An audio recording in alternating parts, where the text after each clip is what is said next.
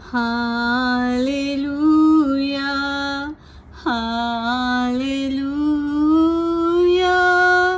you are Lord God Almighty. Worthy is the Lamb, worthy is the Lamb. You are holy, holy, for you are great. You do miracles so great. There is no one else like you. There is no one else like you. Hallelujah. We serve the Lord of Lords, the King of Kings, King Jesus Christ. He was the God of Abraham, Isaac, and Jacob.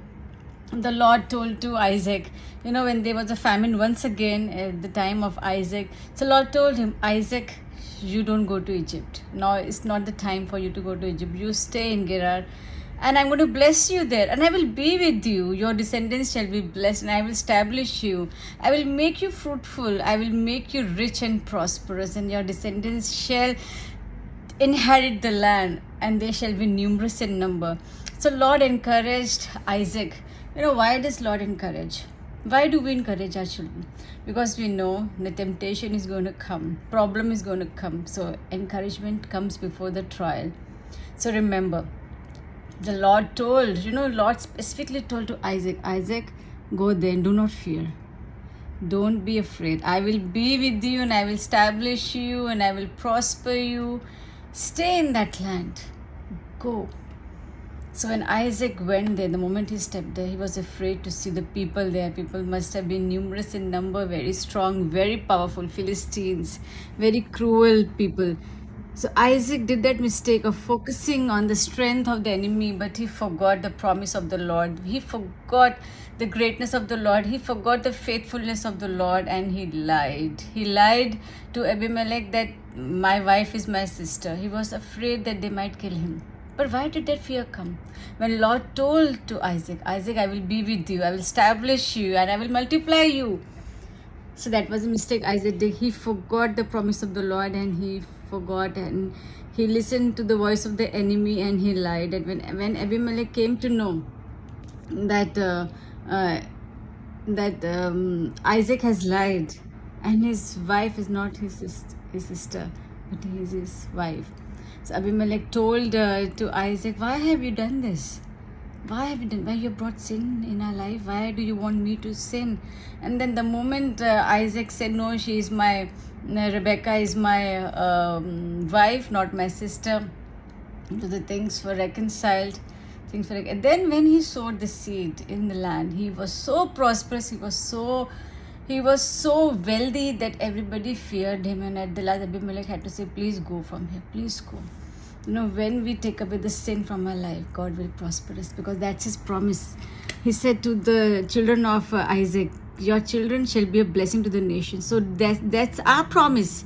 Through us the nations will be blessed. So take away every sin, every fear, every root of the fear that enemy has sown inside us, showing that the Philistines are powerful, the enemy is powerful. We uproot those seeds in the name of Jesus. We don't have to lie. We don't have to compromise. The promise of Abraham is our promise. We are prosperous. We are more than conquerors through Christ Jesus who lives in us.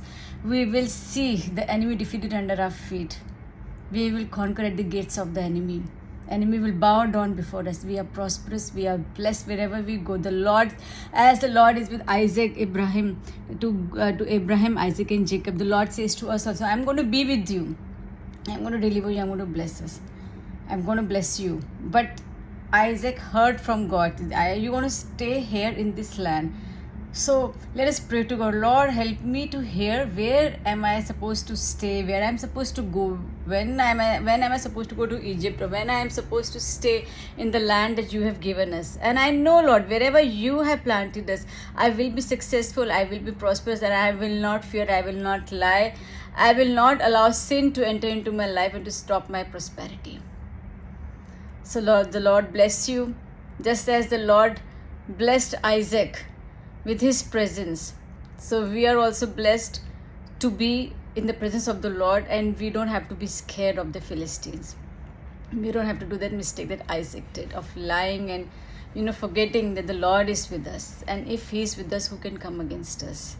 So our main job is to serve the Lord, is to serve Him with all our heart, in truth, in purity. Forget about your problems. The Lord is taking care of it. He will take. He said, I will establish you. He will establish our family. He will establish our finances. He will do everything. But we are supposed to follow Him. We are supposed to serve Him, to love Him, to know Him and give our heart to Him. Because He is God. He is above all. If Isaac had done that thing, he didn't have to go through that shame, of saying to Abimelech, no, I'm sorry. He could have said, no, she's my wife and trusted in the Lord. Why will the Lord kill me? When He is with me, no one can come against me. So let the revelation come inside us so that we are not intimidated by the size of the enemy.